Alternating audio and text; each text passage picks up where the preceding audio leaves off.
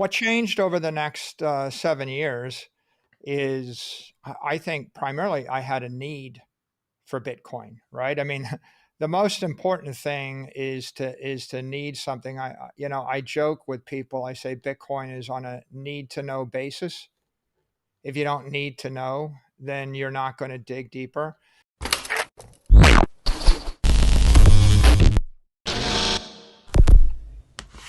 Hey guys, welcome back to Everyday Finance. In this video, Michael Saylor discusses Bitcoin and crypto.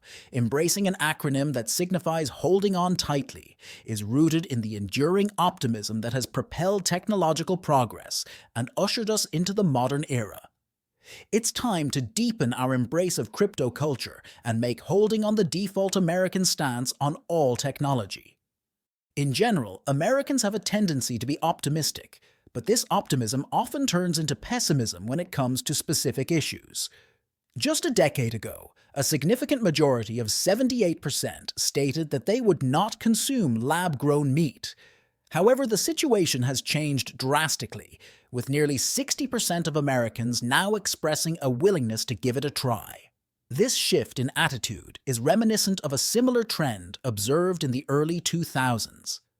Amazon and Jeff Bezos encountered significant scrutiny and doubt as Amazon stock hovered around $50. The USA Today expressed skepticism that Amazon.com would ever reach its early 2000 share price of nearly $600, and some were less optimistic about the company's future profitability.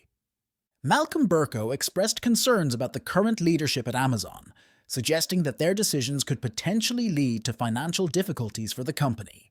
However, despite facing market fluctuations and criticism, Jeff Bezos, the CEO, remained steadfast in his belief in Amazon's potential.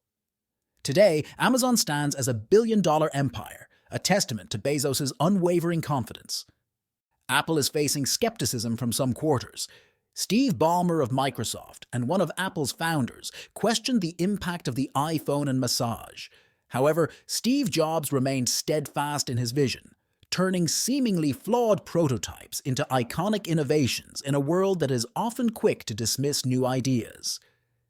The Hodel mentality serves as a reminder that progress is often accompanied by failures and imperfections. It encourages us to invest not only our resources, but also our faith in the transformative power of technology. By adopting this perspective, we embrace a future where groundbreaking innovations are not just possible, but likely. The crypto community embodies this unwavering optimism, acknowledging that imperfect technology can evolve into something impactful, as we have seen with the transformation of imperfect blockchains into revolutionary innovations. It's about time for the rest of America to fully embrace a culture that values persistence, resilience, and long-term vision. And lots of things Michael Saylor discusses, so please watch the video to end and share this video, and subscribe our channel Everyday Finance. Thanks. In 2013, I was more of a tourist, and I had about 100 opinions on 100 different things. And I wasn't really heavily economically invested or emotionally invested in any of those things. And so that tweet is the tweet of an intellectual tourist looking from a distance without really what I didn't have in 2013 is I didn't have a need for Bitcoin, and I didn't have a deep understanding of the technology, and the ideology of Bitcoin. I just had the observation of a casual intellectual. What changed over the next 7 years is, I think, primarily I had a need for Bitcoin, right? I mean, the most important thing is to need something. I joke with people. I say Bitcoin is on a need to know basis. If you don't need to know, then you're not going to dig deeper. So the first thing that happened in 2020 was the COVID lockdowns, and bringing the entire world economy to a grinding halt will make you stop and take notice. And when the economy stopped, when the offices shut down, we had to embrace a lot of new ideas. So, for example, Zoom or remote meetings and the like, right? Things that I had rejected for the previous decade, all of a sudden I accepted in a couple of days because I had to. And then what followed next was, in essence, the equivalent of a lockdown of the financial market. If you take interest rates to zero, right, you're basically trying to stop the passage of time. It's like trying to make water flow uphill, right? You're stopping entropy. You're trying to interrupt gravity, right? The idea that all capital shall be valued at zero. It's such a such a strong point. It's equally strong too, and no one can come within 6 feet of anyone else on the planet, right? Families can't meet. You can't go to the office. No truck can roll. No airplane can fly. So, in the same way that we basically shut down Main Street, we kind of shut down Wall Street in a weird sort of way. So that cost of capital went to zero, and that caused a huge spike in some assets, right? Like stocks went through the roof. The founder and CEO of Telegram, Pavel Durov, has been detained by French authorities. This comes as part of a search warrant related to alleged violations of the encrypted messaging platform. The news has been reported by various French media outlets. DAV was apprehended at Labrat Airport north of Paris upon arrival in his private jet that had journeyed from Erin, according to sources familiar with the situation. It has been confirmed that Durov's arrest has taken place. This information was also supported by a report from Bloomberg, which mentioned that Maria Zakharova, a spokesperson for the Russian Foreign Ministry, also confirmed the news in a post on Telegram. The agency responsible for investigating crimes against minors recently executed a search warrant as part of a preliminary investigation into Telegram. According to AFP, there have been various alleged offenses including fraud, drug trafficking, cyberbullying, and organized crime. Many reports highlight that the investigation is focused on the alleged lack of content moderation on Telegram.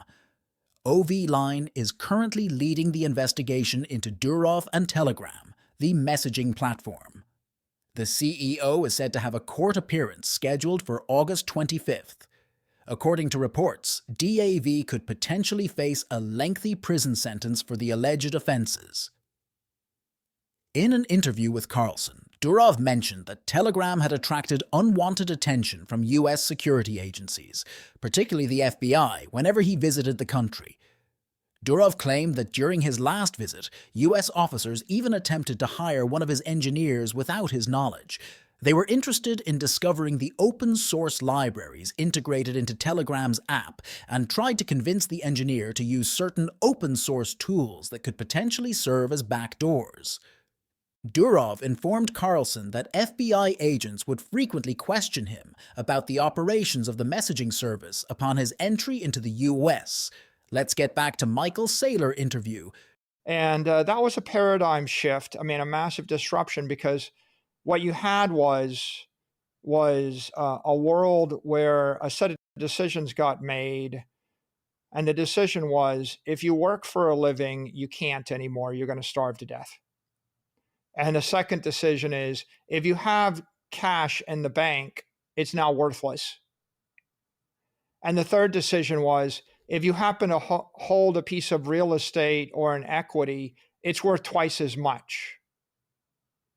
So how is it possible that certain assets are worth twice as much and certain people got insanely rich and had a great year when the entire economy shut down and the value of capital was zero? So all of a sudden, that's such a disruptive, disturbing event that would cause you to go back and question your premises. So at that point, I had a problem and the world was disrupted. And that was, in that 12 weeks, I accepted Zoom, I accepted remote work, I considered what true digital transformation was. And then I had to start thinking about capital and if you didn't really care, for example, you might not care that a few people in a central bank set the cost of capital for the world. You might not care if you're invested in a portfolio of big tech stocks like Apple and Google and Facebook and Amazon. And if those stocks keep going up and you feel like you're getting rich and the world is working, then some theorist in the Bitcoin community says, there's something wrong with central banking, right? The Creature of Jekyll Island is not a book that I would have read in 2015 because my view was, oh, Google's great, Apple's great, Amazon's great, Facebook is great, the world's going through a digital transformation. That's where all the action is happening. What does it matter that we created a central bank 100 years ago on Jekyll Island, right? It doesn't matter because you don't have a need to know.